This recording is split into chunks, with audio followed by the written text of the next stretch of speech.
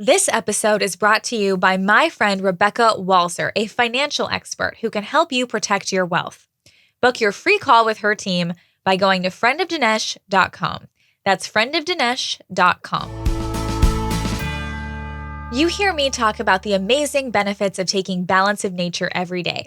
There are so many satisfied customers, including Dinesh and Debbie, who tell stories of how Balance of Nature has been one of the healthiest decisions made this year. Balance of Nature has decided to do something special for those of you who are ready to get this maximum nutrition that people are talking about. Their founder, Doc Howard, often talks about the benefits of combining their star product, fruits and veggies in a capsule, with their fiber and spice supplement. So he's giving you a way to get both at a special holiday price.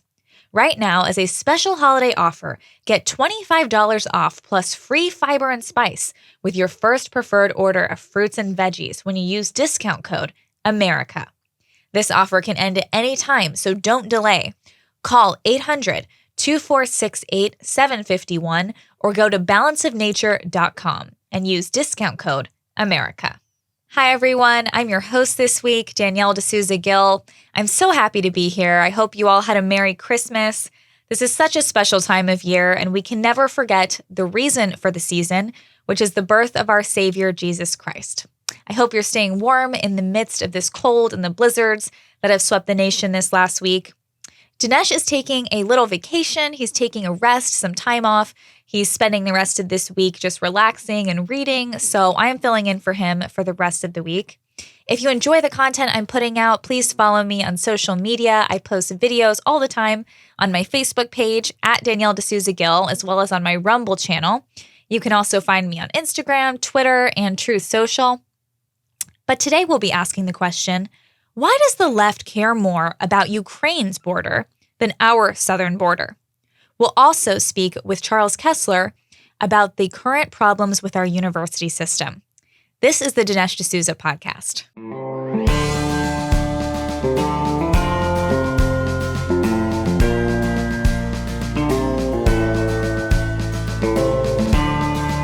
America needs this voice. The times are crazy. In a time of confusion, division, and lies, we need a brave voice of reason, understanding, and truth. This is the Dinesh D'Souza podcast. Have you ever picked up a towel set because it felt really soft in the store, but then when you go to use it, it's not very absorbent? It's basically a towel that's leaving you out to dry. That's why MyPillow has developed the MyPillow towels. Towels that work. I know it's mind-blowing that towels actually dry you. Their 6-piece towel set includes 2 bath towels, 2 hand towels, and 2 washcloths. They come in a variety of colors, and right now, you can receive a 6-piece set for only $39.98 with promo code Dinesh. Go to MyPillow.com right now and click on the radio listener special. MyPillow products come with a 10-year warranty, have their 60-day money-back guarantee. To receive this amazing offer on the 6-piece set of MyPillow towels, just go to MyPillow.com, click on the radio listener special, and enter promo code Dinesh. Or call 1-800-876-0227. That's MyPillow.com, promo code Dinesh. I do solemnly swear that I will support and defend the Constitution of the United States against all enemies, foreign and domestic, that I will bear true faith and allegiance to the same, that I take this obligation freely without any mental reservation or purpose of evasion, and that I will well and faithfully discharge the duties of the office on which I am about to enter, so help me God. That was the oath of office which is sworn by every member of Congress when they assume their duties. Interestingly, there was some debate among the founders as to whether such an oath should be required. One of the criticisms was that the oath was pointless. A good man would keep it, and a bad man wouldn't think twice about violating it anyway. That criticism seems pretty prescient these days. It appears there is indeed a distinct lack of true faith and allegiance in the same body that would pass a bipartisan omnibus spending bill festooned with kickbacks and pork, and of course, billions in funding for Ukraine. Increased military spending and defense funding for Ukraine were the reasons the so-called electable class of Republicans used to justify the omnibus. Statesmen like Mitt Romney explained that actually the omnibus is a pretty good deal for our men and women in uniform. I think a lot of Americans are starting to feel like our leaders no longer represent or serve our country. It's crystal clear that the left cares more about Ukraine's border than America's border. It's beginning to feel like our two political parties are on completely opposite trajectories, where one wants to defend the ship, prevent it from sinking, and the other party just wants to do all they can to add water to the ship so it sinks, while they sit on the top deck and sip cocktails and send aid to other ships. Meanwhile, the rest of the people on our ship in the lower bunkers are drowning underwater. It's certainly reasonable to assume that Biden is incapable of serving in a role for national defense. Republicans bring that up often.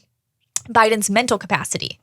But this is at the end of the day a distraction from the fact that many Democrats, aside from Biden and Fetterman, are coherent, and they want America to fail. They want Americans to suffer. Why? Because it seems like the last thing they want to defend is our nation.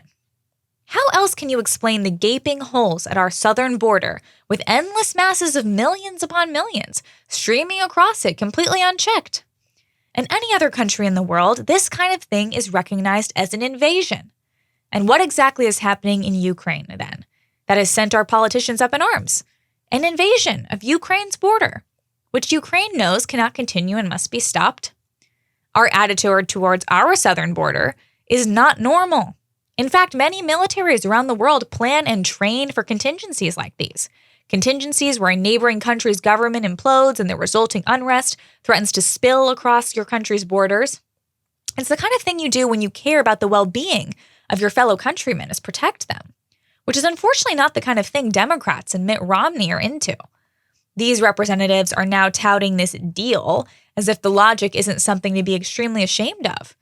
They talk about military spending as if the Afghanistan pullout never happened, as if we never spent thousands of American lives to free a distant country, only to have the Pentagon squander every last precious drop of American blood through their incompetence.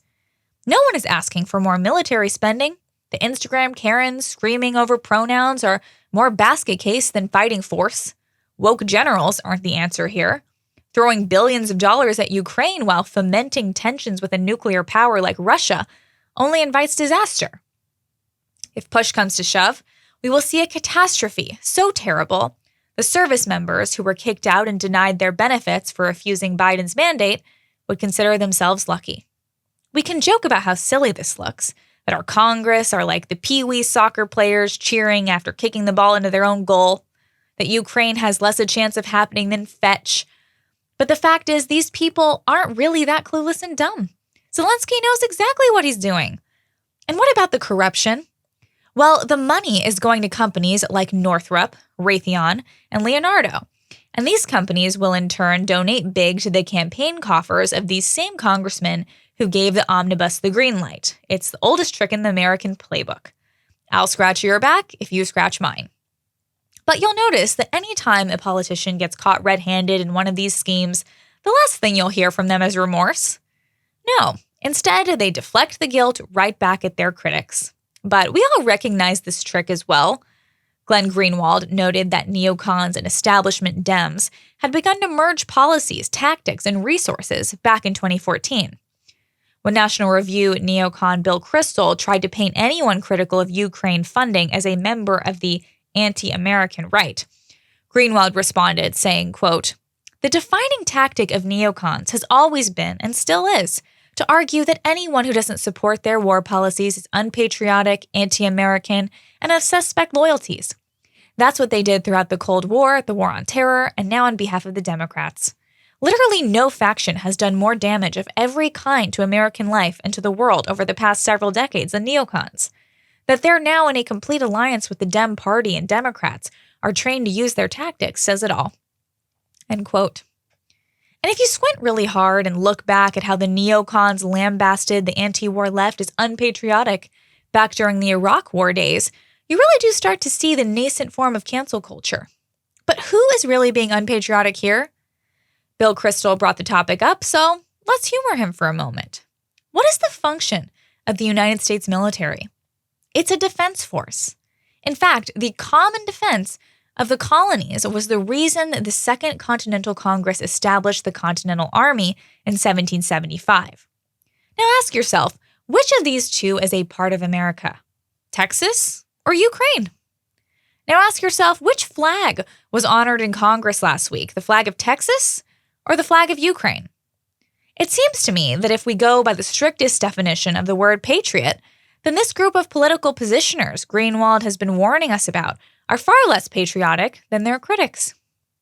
Critics who, on the left, want to avoid sending more young people to die for corporate kickbacks, and on the right, want to defend our own country from being ripped apart by the forces of unchecked crime and chaos.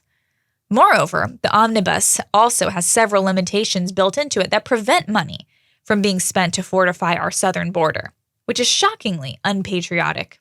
It is literally anti-defense. The $45 billion for the defense of Ukraine now brings the total amount of money spent on that one country to nearly $100 billion for the year. But not a penny of American money will fund a border wall or expedite the deportation of illegals. Like the years prior, 2022 has been a very strange year. Many of us were shocked and offended that a foreign leader stood before our representatives demanding billions more of our taxpayer dollars to defend a nation embroiled in decades of corruption, much of which has been facilitated by none other than Hunter Biden.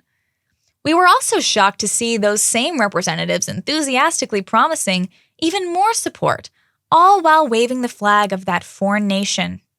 And by its very nature of being unimaginable, we are brought face to face with exactly how much our government cares about the American people. So correct me if I'm wrong here, but the idea that you are going to leave our country vulnerable while spending more on a country we have no treaty or pact with seems a gross violation of the oath of service. Putting the needs of another country ahead of the needs of our own also sounds like the furthest thing from patriotic. What some of us would do just to be young again. The simple things like climbing stairs, getting in and out of bed, and taking a walk aren't that simple. Too many aches and pains. Thankfully, now there's 100% drug-free solution. It's called Relief Factor. Relief Factor supports your body's fight against inflammation. That's the source of aches and pains. The majority of the people who try Relief Factor order more because it works for them. Debbie can finally do the exercises she loves, like planks, push-ups, and her stationary bike thanks to Relief Factor. It's been a game changer for her and for many people. You too can benefit. Try it for yourself by ordering the 3-week quick start for the discounted price of only $19.95. Go to relieffactor.com or call 833-690-7246 to find out more about this offer. That's relieffactor.com or call 833-690-7246. Feel the difference. I'm delighted to welcome to the podcast Charles Kessler. He's the senior fellow at the Claremont Institute and the editor of the Claremont Review of Books. Charles, thanks for joining us. Well, Danielle, thank you for inviting me. It's always a great pleasure to be on the D'Souza podcast. Oh my gosh. Well, yes, he's taking a little time off this week because of Christmas. So I've been hosting his podcast this week and whenever he takes off. And so I wanted to invite on my favorite people. And I loved going to your seminar this fall. It was so interesting because your guys' information always really dives into the heart of, what is most important. So I wanted to just ask you a little bit about your story and what inspired you to pursue political theory. Oh, sure. Okay. I guess I've always been interested in politics. I mean, my first political memories go back to the 1968 election when I would have been about 11 or 12 years old, I guess. And the late 60s were a very, anarchic time in American politics, very conflict-ridden time. And so somehow or another, I got the bug for politics and history back then. And then when I was in high school, I started reading political theory. I mean, I guess I was inspired partly by National Review and sort of the conservative literature at the time that I was reading. but even more so, I think, by a couple of my teachers in high school who were very good and very knowledgeable about American politics and about American history. And then I went to school. I went to college. I went to Harvard at a very good time in the 1970s when Harvey Mansfield, who my main teacher, who is still there teaching at age 90. This is his final year of teaching, however, but still, it's been an amazing run. He was there. James Q. Wilson was there, the great American political scientist. His teacher, Ed Banfield, was there and was a good friend of mine. Also, a handful of other conservatives were teaching at Harvard at the time, and they were a great resource. I mean, you wouldn't find that at Harvard or anywhere else, I think, today in the quantity and quality that was available in the 1970s, mid-1970s. So it was sort of a golden age of political science and political theory in particular at Harvard when I was lucky enough to be there. And that was certainly crucial in forming my career, you might say, my career interests and career goals. Wow. And what do you think led to such a big change at a school like Harvard, as well as other elite colleges, to not have so many professors like that anymore who are, whether it's more conservative or just interested in maybe a different view of truth, things like that? Those professors are so rare now. It's an easy and a difficult question to answer at the same time, I think. The people who influenced me were not all conservatives.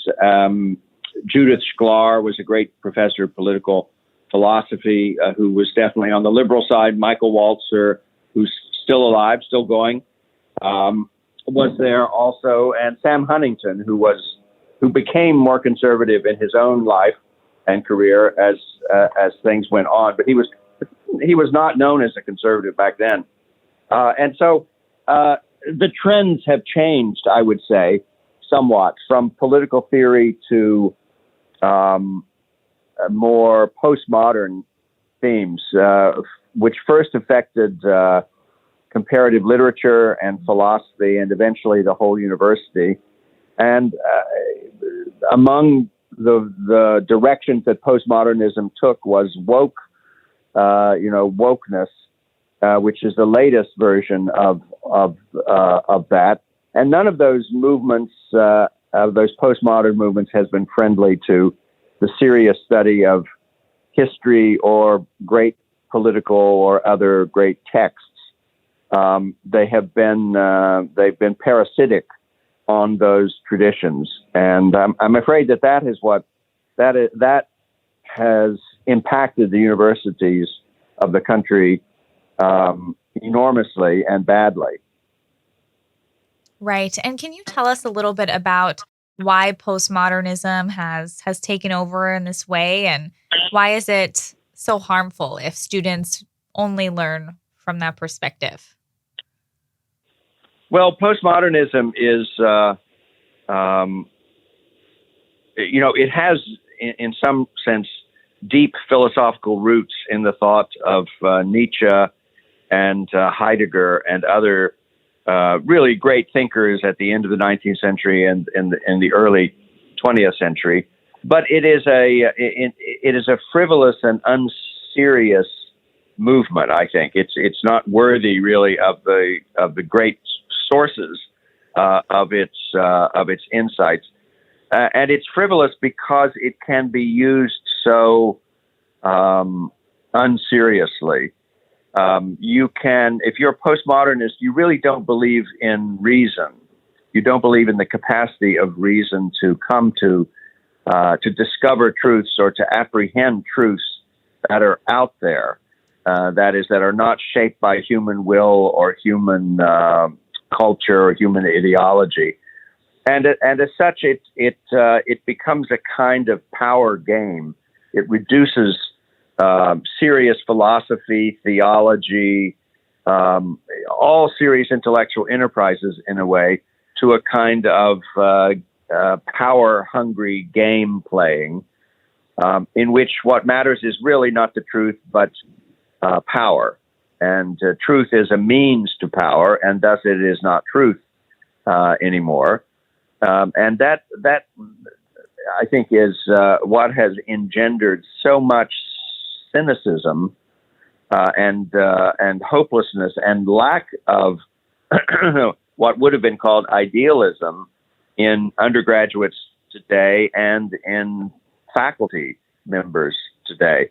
I mean, if you're on a college these days, you find out that there's not a lot of courage to be observed in anyone, least of all in the administration or the faculty, but even among students, it's in very short supply.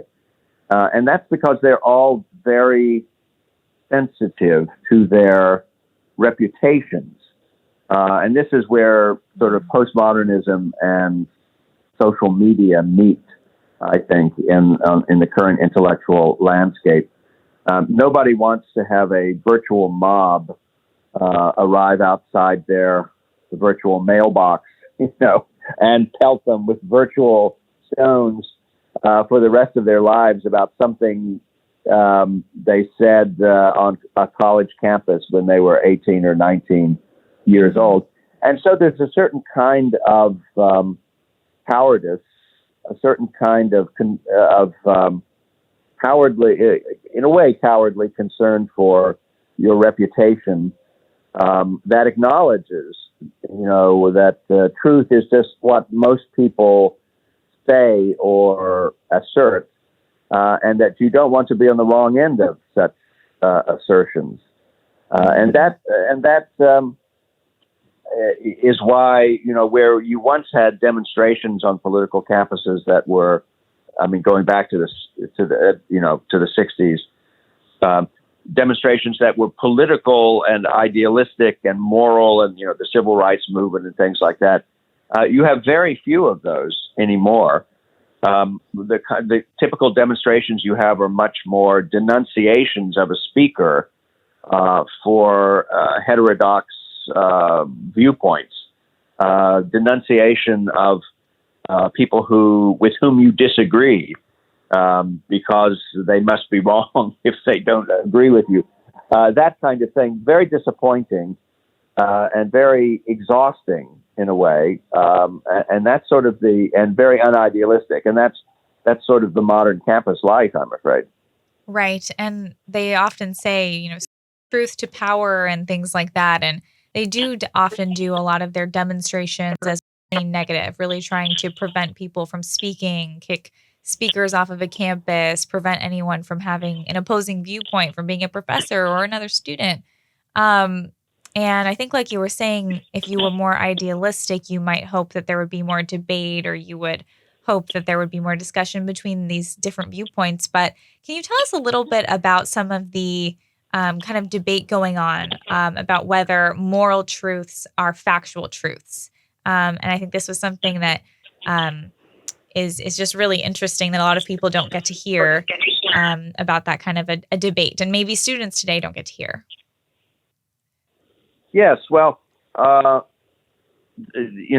a large subject. The question is, what's the best way to attack it? I think maybe let's start here. The notion that morals are not knowable, that is, they're not objective, they're not something that really exists that reason has to discover or recognize, but that they are embellishments of our preferences, of our tastes, of our values, that the difference between right and wrong is really just is indistinguishable from your taste in ice cream. You prefer Rocky Road to coffee ice cream, and for no reason except that it appeals to you more. And unfortunately, it's not uncommon in the intellectual life of the West today, not just on campuses, to assimilate morality to the question of taste that might drive your preference for ice cream. So you have your values, our, culture, America, whatever, has its values, but these values don't have a chance to be true. They are simply projections of our passions, of our own, ungrounded tastes. And as such, all morals are relative. And you can draw two conclusions from that premise. One is, and this is the one that liberalism and universities used to draw, one is openness, that we should be open to every other person's truths. And that formulation is very popular these days. Your truth, my truth. There isn't a truth or the truth. It's just that everyone has his or her, or now I understand many other pronouns worth of truths. And if that's the case, then one possible consequence of that is we should listen to each other and sort of regard each other as equally prejudiced or equally creatures of our upbringing and our passions and our preferences. But that doesn't really follow logically. That's a sentimental conclusion. And the one that follows with less sentimentality, and that one begins to see more and more of, I think, in the 21st century, is that if your truths are no better than mine, then why not impose my truths on your truths? You can't tell me it's wrong to do that, since we've admitted there is no such thing as right and wrong outside of your own value structure, your own preferences. And so, if truth really is a means to power, why not use truth, your truth, to in a very illiberal way, to erase other people's truth, to dominate other people's truth? And I'm afraid that's where the campus is these days. That's where cancel culture, in a way, comes from. That's where a lot of the illiberalism of modern political life comes from as well. If you really don't believe in truth, after all, what kind of a politics can you have? What kind of a morality can you have? It's not coincidence, I think, that there's a lot more shouting and shouting down in today's life than there used to be, at least in America. And it's no coincidence that our politics is so divided and bitter, because there's really very little hope of converting anyone. There's very little hope of persuading anyone if you start from the premise that there is no truth to be persuaded to. Yeah, it seems like the idea that, we live in this relativistic world and people just believe whatever they want and it's okay. It seems like that. I almost feel like it sort of ended, at least in the last maybe 6 to 10 years, maybe sometime under Obama, because I feel like that coexist phrase, things like that used to be so big.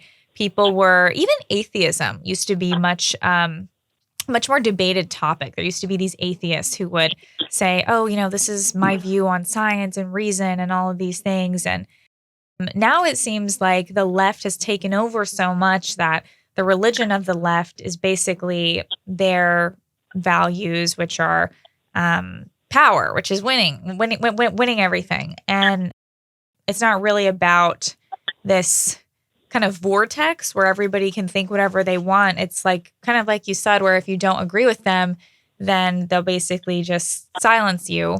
So at this point, they have these values, but I guess they think they're true, or they think that that's the only acceptable truth, or the only acceptable way to view something is their view.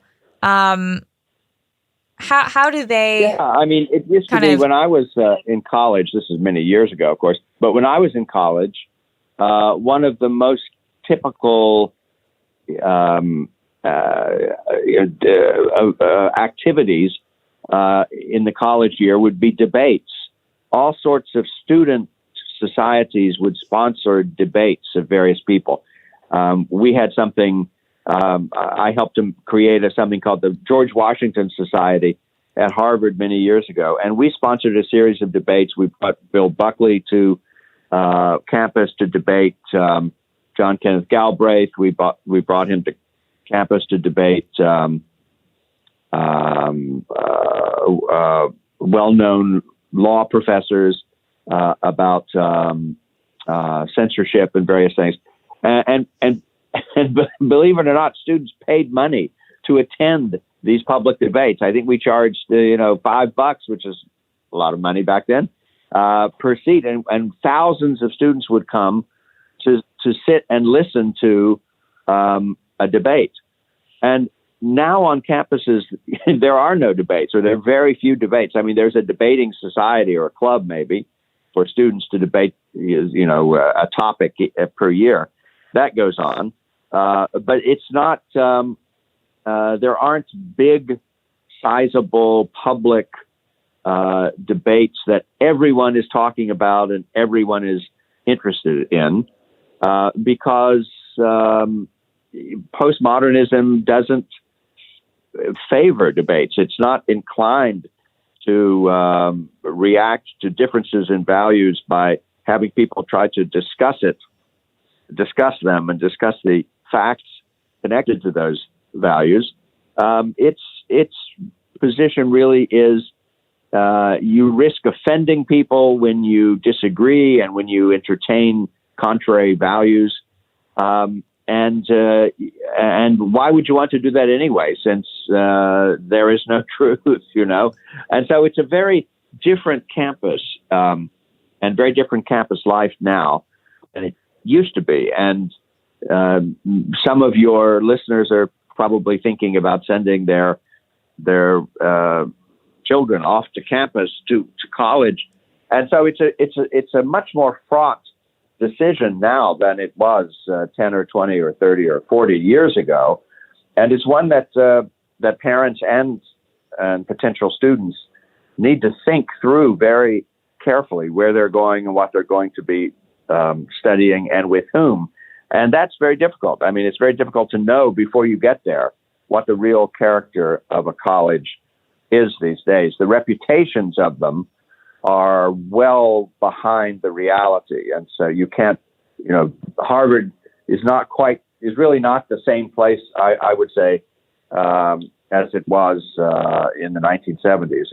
It's become a rather different sort of institution. And that's true of a lot of colleges. Yeah. Do you think that will ever catch up with them, in the sense that maybe the next generation, they will know Harvard is what it was now, and so maybe they will not think of it as highly? Well, it's possible. And you're already seeing fewer people going to college. The numbers are down 10 or 11% in terms of the undergraduate populations in America over what they were 10 years ago. And so there is beginning to be a reaction, of course, probably in the first place to the enormous cost of going to college these days, but also to the, as it were, ideological and philosophical and moral costs of going to colleges and having to hear a lot of nonsense. And not just hear it, but affirm it, which is the worst thing about, I think, college life these days. The sense that there really is a kind of a moral consensus based on nothing but the values of the people in charge.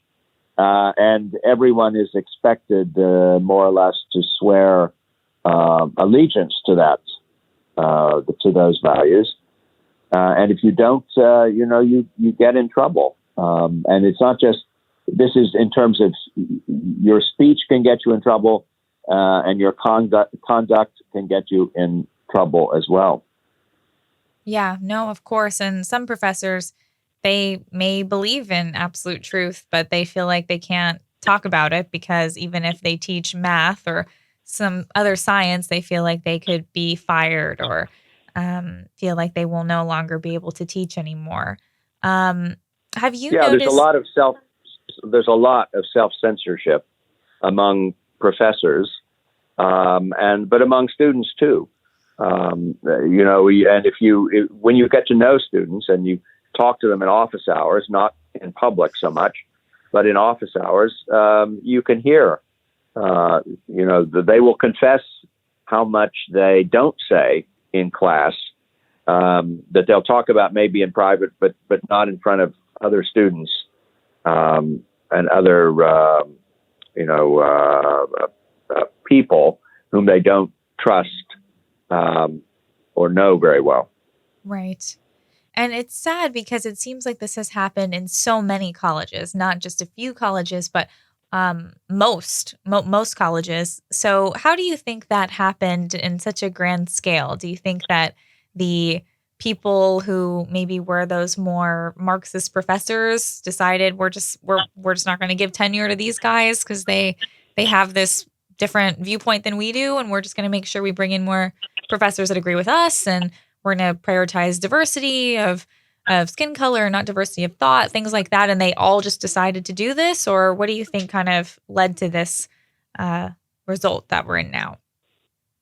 Well, there's a great deal of that, of precisely what you're talking about, and within each sort of discipline, there was also simply a kind of generational effect that each generation of graduate students has been more, broadly speaking, has been more liberal than the preceding one.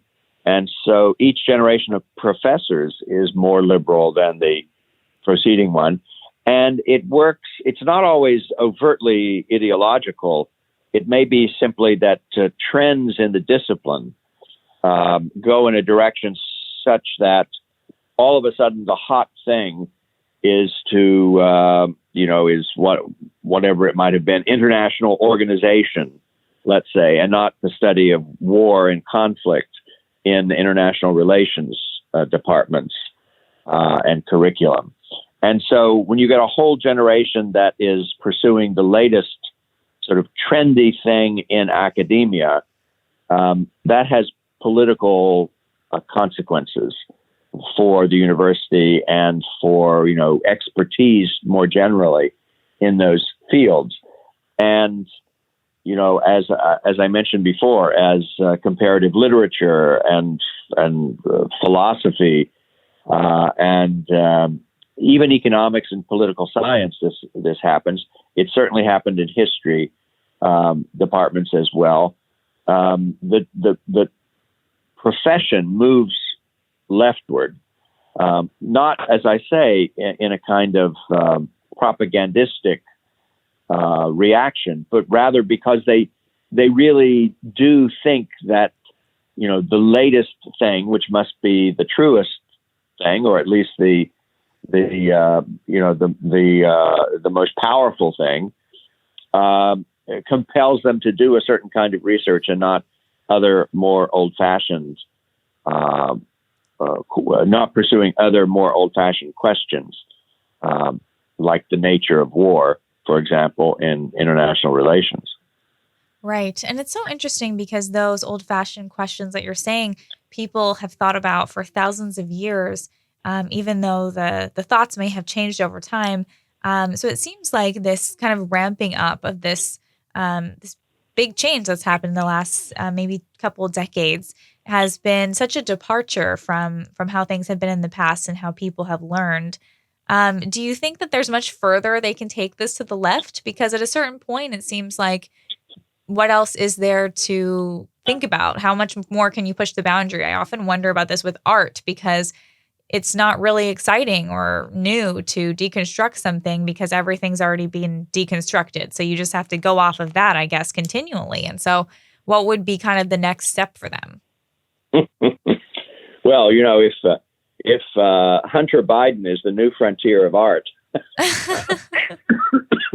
And I suppose we're only a short step away from every major museum having to have a Hunter Biden painting in their collection. You wonder, well, is there any stopping point to the sort of pursuit of nonsense? I think there is hope, at least. You as Lincoln said, you can fool some of the people all the time, and all the people some of the time, but you can't fool all the people all of the time.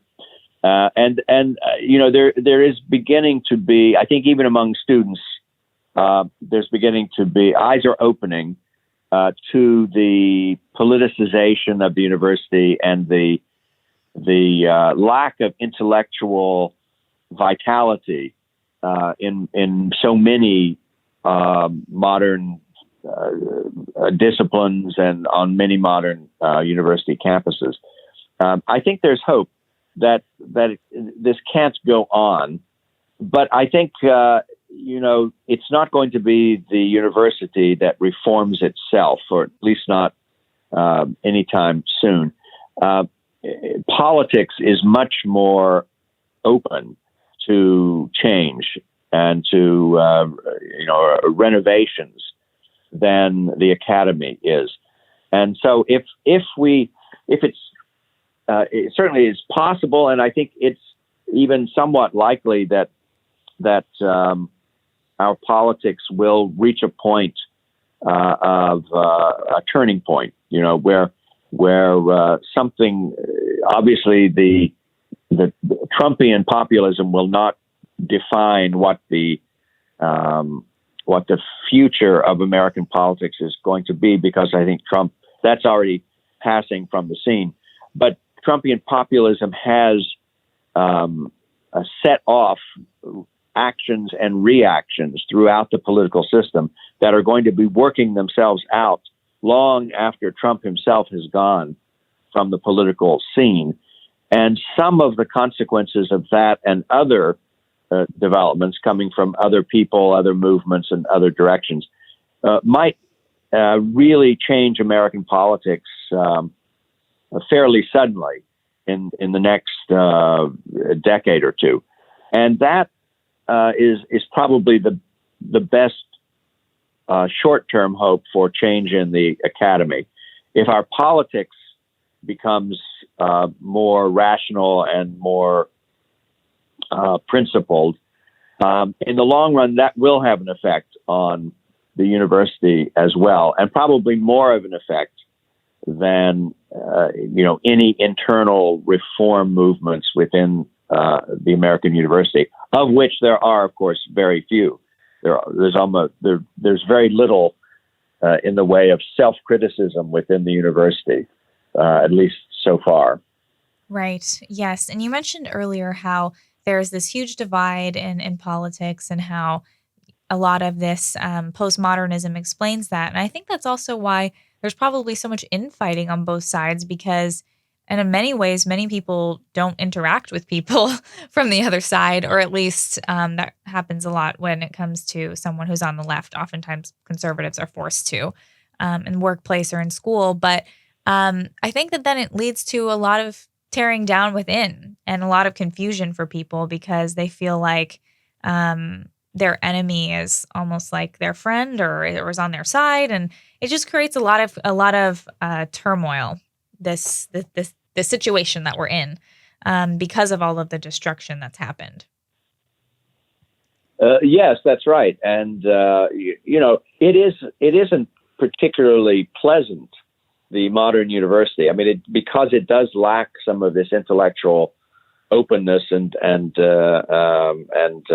vitality that I spoke of, and so students and even professors who spend a lot of their lives in the university are catching on to the problem, even if they don't really have a solution for that problem yet. There is, one of the other factor in the university system today is administration. And it used to be that, the administrative sector was a small part of college or university life. Well, not any longer. The number of assistant deans and associate deans for this and that, and the number of deanlets, as they're called, somewhat cynically. There are probably now more people in administration than there are faculty, and in some places than there are students even.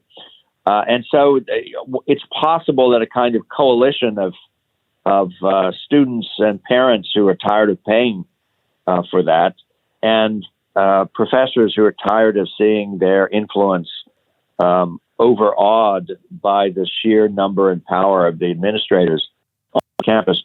It may be that there is some possibility of a kind of internal resistance to the growth of the administration. And since the growth of the administration correlates very closely with leftist politics on campus, that's some unpredictable consequences of such a coalition, if it forms, and I think it is somewhat likely that it will begin to form, are a source of hope also, even for our beleaguered campuses. Yes. Wow. Well, Charles, thank you so much for this fascinating conversation, and hopefully things get better in the future. But thank you so much. Dinesh's family didn't believe in the stock market. They were a put your money in the bank kind of people. But Dinesh discovered in the early 1990s that investing in the market makes sense if you're in it for the long term. Problem is, we're in a very rocky economy with lots of craziness at home and lots of instability abroad. There's always a risk of a black swan event, a single event that comes out of nowhere and basically cripples your savings. So how do we take advantage of the upside of the market and protect ourselves against the downside? We need some really good guidance here.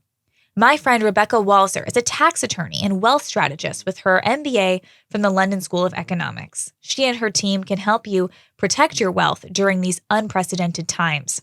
Go to friendofdinesh.com and book your complimentary introductory call today to see if you qualify.